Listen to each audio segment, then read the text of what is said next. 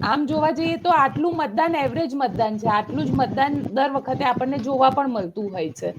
આ વખતે હાજી શું લાગી હાજી રહ્યું છે કે આટલા મતદાનમાં શું થશે? 7-8 હજાર મતો કે આ વખતે હું એમ માનું છું કે કોંગ્રેસના ઉમેદવાર છે ને એના 10,000 મતો ઘટશે ને એ મતો જે તરફેણમાં જશે ને એ વિજેતા થશે. જે ઉમેદવાર જીતશે 10-11 હજાર મતોથી જીતશે. આ આગાહી છે મારી. જે ઉમેદવાર જીતશે 10-11 મતોથી જીતશે, પણ અત્યારે કોને ફાયદો મળતો દેખાઈ રહ્યો છે? કદાચ મારા પત્રકાર જીવનમાં આટલું સારી રીતે ઉત્સાહપૂર્વક મતદાન અને એની લાઈન 7 વાગ્યા પહેલા લાગી હોય એનો પહેલી ઘટના છે. 60% આજુબાજુ, પણ આ મતદાન આમ જોવા જઈએ તો આટલું મતદાન એવરેજ મતદાન છે, આટલું જ મતદાન દર વખતે આપણને જોવા પણ મળતું હોય છે. આ વખતે હાજી શું લાગી હાજી. રહ્યું છે કે આટલા મતદાનમાં શું થશે? આટલા મતદાનમાં મને એવું લાગે છે કે આ મત વિસ્તારમાં આ સરેરાશ મતદાન છે.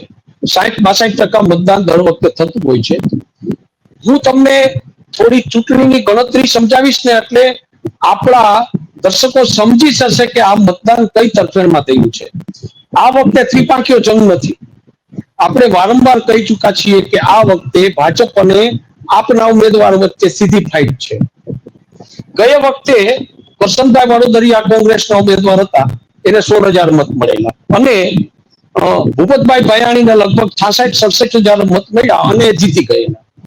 આપને સમજાવું, હવે આજે મત પડવાના છે ને લગભગ 1,70,000 ની આજુબાજુ મતો પડશે. 1,50 થી 1,70 ની આજુબાજુ મતો પડશે. 2,62,000 માંથી 1.5-2 લાખની વચ્ચે મતો પડે, એમાંથી જે ઉમેદવાર 85,000 થી વધુ મત લઈ જશે ને એનો વિજય થશે. અને મારી ગણતરી પ્રમાણે વિસાવદર ભેસાણ મત વિસ્તારમાં 80-82 હજાર મતો તો કાયમી સત્તાધારી પક્ષની વિરુદ્ધમાં જ પડે છે છેલ્લી 3-4 ચૂંટણીથી ગોપીબેન. એટલે આ વખતે સત્તાધારી પક્ષ ભાજપ અને આપના ઉમેદવાર ગોપાલભાઈ ઇટાલિયા વચ્ચે સીધો જંગ છે. એમાં 7-8 હજાર મતો કે આ વખતે હું એમ માનું છું કે કોંગ્રેસના ઉમેદવાર છે ને એના 10,000 મતો ઘટશે ને એ મતો જે તરફેણમાં જશે ને એ વિજેતા થશે. જે ઉમેદવાર જીતશે 10-11 હજાર મતોથી જીતશે. આ આગાહી છે મારી. જી. જે ઉમેદવાર જીતશે 10-11 મતોથી જીતશે, પણ અત્યારે કોને ફાયદો મળતો દેખાઈ રહ્યો છે? પ્રાથમિક તબક્કામાં મને જે સવારના લાંબી લાઈનો હતી, ખેડૂતોના મતો એટલે વાવણી કરતા પહેલા ખેડૂતો મતદાન કરવા ગયા છે. આ એક ક્રાંતિકારી પગલું છે ખેડૂતોનું. વરસાદ બરાબર એવા સમયે પડ્યો છે કે મતદાનના દિવસે ખેડૂતોને વાવણી કરવા જવાનું હતું, ત્યારે ભેસાણ પંથકના મારા કેટલાક પીઢ ખેડૂત આગેવાનો અને વિસાવદર પંથકના ગ્રામ્ય વિસ્તારના લોકોએ મને એવું કીધું કે અમે લોકો પેલા મતદાન કરીને વાવણી કરવા જશું. આ એક ક્રાંતિકારી પગલું છે. મેં સવારે કેટલાક વિસ્તારોમાં જે રિપોર્ટ મેળવ્યા છે એમાં ભેસાણ પંથકમાં કેટલાક વિસ્તારોમાં તો મતદારો એવા છે ખેડૂતો કે જે લોકો મતદાન મથક ખુલે ને એની પહેલા ત્યાં લાઈનમાં ઉભા રહીને મત આપવાની રાહ જોઈ રહ્યા હતા. લોકશાહીમાં એક આ અદ્ભુત મહોત્સવ કહેવાય લોકશાહી એ.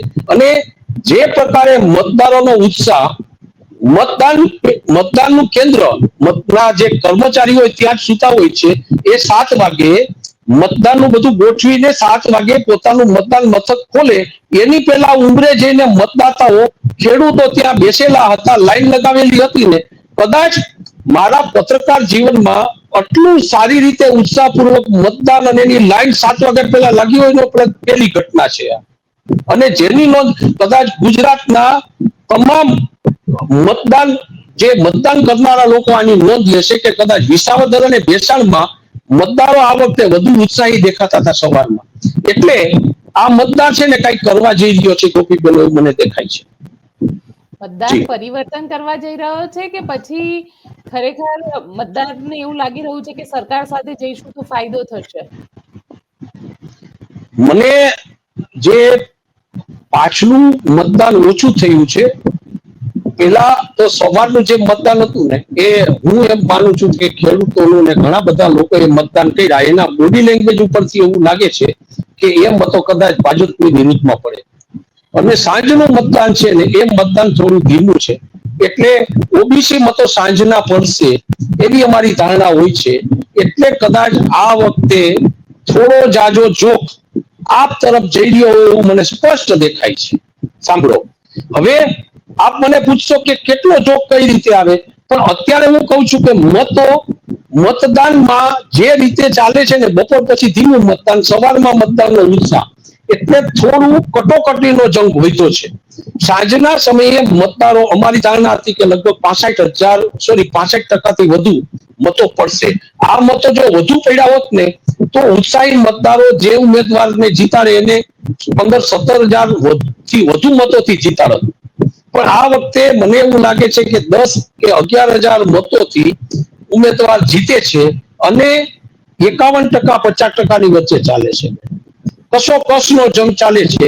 મને એવું લાગે છે કે આ વખતે વિસાવદરમાં લેવા પટેલના મતો, ખેડૂતોના મતો છે ને થોડા આપ તરફ ઝૂકી રહ્યા છે એવું દેખાય છે.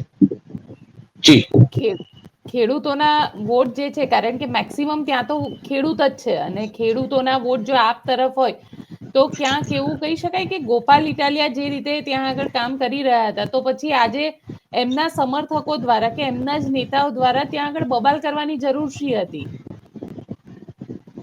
એ વાત સાચી છે. પાછલા એમાં એવું બની શકે કે સવારમાં જે રીતે મતદાન થતું હતું ત્યારે કદાચ એ લોકોને એવું લાગતું હશે કે આપનો ઉમેદવાર લીડ કરી રહ્યો છે, પણ સાંજના સમયે મતદાનમાં જે પ્રમાણમાં થોડું ધીમું મતદાન થયું છે ને, એને આધારે કદાચ આપના ઉમેદવાર કે આપના કાર્યકરોમાં થોડી ઉત્સાહમાં કમી આવી હોય અને એને કારણે આ જે ઝઘડાઓનું કારણ એ પણ બની શકે. અથવા તો ચૂંટણીઓમાં આક્ષેપ અને પ્રતિ આક્ષેપો છે ને એની બહુ અસર થતી હોતી નથી. છતાં અત્યારના જે સંજોગો, પાછલા પેલામાં જે ઓછું મતદાન થયું છે એ કદાચ આપના ઉમેદવાર માટે થોડી વાત ધીમી પડે છે. બીજી અગત્યની વાત ત્યાં એ છે કે છેલ્લા 2 દિવસોમાં ભાજપના મુખ્ય નેતાઓ અહીંયા અડીંગો જમાવીને બેઠા છે. પેજ પ્રમુખોની, પ્રદેશ પ્રમુખશ્રીએ પેજ પ્રમુખોની મીટિંગ બોલાવીને એકદમ માઇક્રો પ્લાનિંગ કર્યું હતું. કેટલાક રિસાયેલા લોકોને મનાવીને એને ઘરે જઈને ખાટલા બેઠકો કરીને એને જે કામગીરી કરી છે ને એ કામગીરીનું પરિણામ મેં કીધું ને 50-51, એમાં 51% કદાચ તરફેણ ભાજપની થઈ શકે. પણ જે ખેડૂત મતો પડ્યા છે ને એ જો નિર્ણાયક બને તો કદાચ ગોપાલભાઈને ફાયદો થાય. પણ પાછલા મતો જે મળ્યા છે એ ભાજપને મળ્યા છે અને પેજ પ્રમુખો અને નાના કાર્યકરોની જે કામગીરી અત્યારે દેખાણી છે ને, ખાસ કરીને વિસાવદર પંથકના ગામડાઓ, હું તમને ગામડા ગણાવી શકું. મારી પાસે કેટલા ગામડાઓ છે જુઓ. ભેસાણમાં, રાણપુરમાં બહુ સારી કામગીરી ભાજપના કાર્યકરોએ ભેસાણમાં, ખંભાળિયા અને ચૂડામાં થોડા આપના કાર્યકરો સરસ રીતે કામ કરતા હતા. ખંભાળિયા, વાવડી, વિસાવદરનું ભલગામ, સાપોર, મોટી મોનપરી, સરસઈ, કાલસારી, બિલખા અને વડાલ, આ બધા ગામોની અંદર મતદાતાઓની લાઈનો હતી. અને આ ગામડાઓ છે ને એ ખાસ કરીને નિર્ણાયક ગામડાઓ છે. આપ અને ભાજપ વચ્ચે કટોકટીનો જંગ ચાલે છે. ત્યાં રતાઈન, જાંબુડા, સરસઈ, લીમદ્રા આ ઇકોઝોનની અસરવાળા ગામડા છે. એટલે રતાઈન, જાંબુડા, સરસઈ અને લીમદ્રામાં કદાચ આપના મતો છે ને કદાચ 5% વધશે, પણ ક્યાંક કસોકસ ચાલે છે. ભેસાણમાં થોડુંક આપનો ઉમેદવાર આગળ જાય છે, તો વિસાવદરના કેટલાક ગામડાઓ એવા છે કે જે ગામોની અંદર ભાજપના ઉમેદવારને સરસાઈ મળે છે. આપ જુઓ, અમે લોકો વર્ષોથી ચૂંટણી માટેના કામગીરી સાથે સંકળાયેલા રિપોર્ટિંગમાં છીએ. અમે મતદાર છે ને મત આપવા લાઈનમાં ઉભો રહે તેના બોડી લેંગ્વેજ ઉપરથી કહી દઈએ કે આ કયા પાર્ટીનો મતદાર છે. સવારે જે મતો પડ્યા છે ને એમાં મને આપ 51% અને ભાજપ 50% લાગે છે. સાંજના મતોમાં કદાચ એવું બને કે ભાજપ 52% થશે તો પેલા 49% થશે.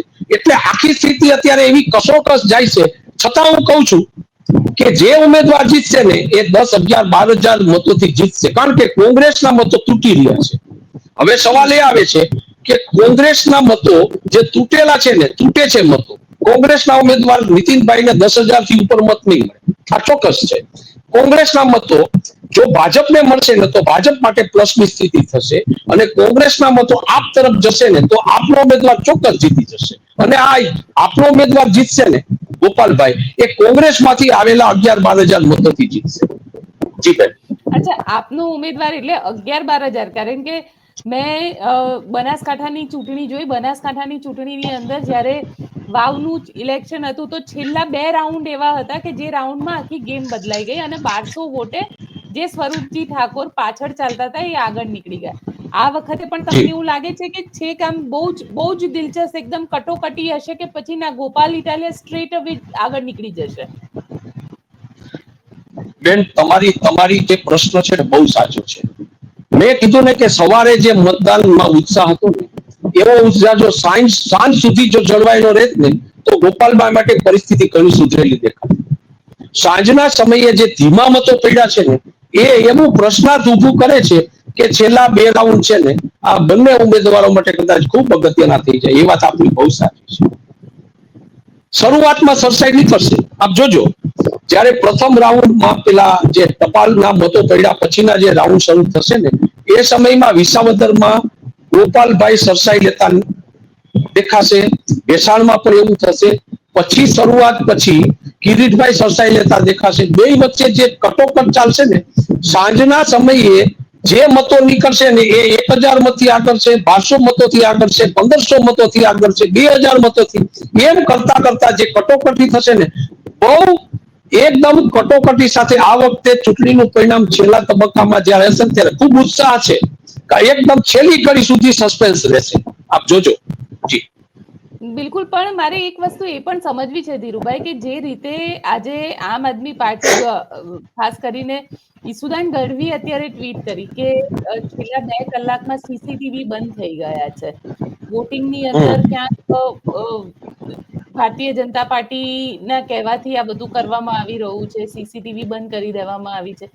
નિષ્પક્ષ ચૂંટણીની વાત કરે છે પણ ચૂંટણી નિષ્પક્ષ થઈ નથી રહી. આ પ્રકારના આરોપ પણ લાગ્યા. મને એવું લાગે છે કે જુનાગઢ જિલ્લાનું ચૂંટણી તંત્ર તટસ્થ છે. કોઈ પત્રકારોએ આવા પ્રકારની કોઈ ફરિયાદ કરી નથી. આપ જાણો છો અત્યારે તો મોબાઈલનો યુગ છે બેન. કોઈ પણ પત્રકાર, અમારા પત્રકારો એક ગામડામાં કવરેજ કરે છે. આપણા પત્રકારો એક પણ પત્રકાર તરફથી આવી કોઈ વાત આવી નથી કે ક્યાંય કોઈ જગ્યા ઉપર કોઈ સીસીટીવી બંધ કરવામાં આવ્યા હોય કે કોઈ પ્રકારના બીજા પ્રશ્નો ઉભા કરવામાં આવ્યા. એ વાતમાં બહુ તથ્ય નથી. પણ ઈશુદાનભાઈ જયારે આક્ષેપો તરફ વળ્યા છે ને, ત્યારે આક્ષેપ કરનાર પક્ષ છે ને એ ક્યાંક કોઈક જગ્યાએ થોડો નબળો પડતો હોય ને તો જ આક્ષેપો કરે એવું માની શકાય ક્યાંક કોઈક સંજોગોમાં. જી. એટલે ક્યાંક આમ આદમી પાર્ટીને હજી પણ એવું લાગી રહ્યું છે કે બાજી આમ ભલે એ કહી રહ્યા પણ અંદર વોટમાં શું થયું હશે એ પણ કળી નથી શકી રહ્યા આમ આદમી પાર્ટી.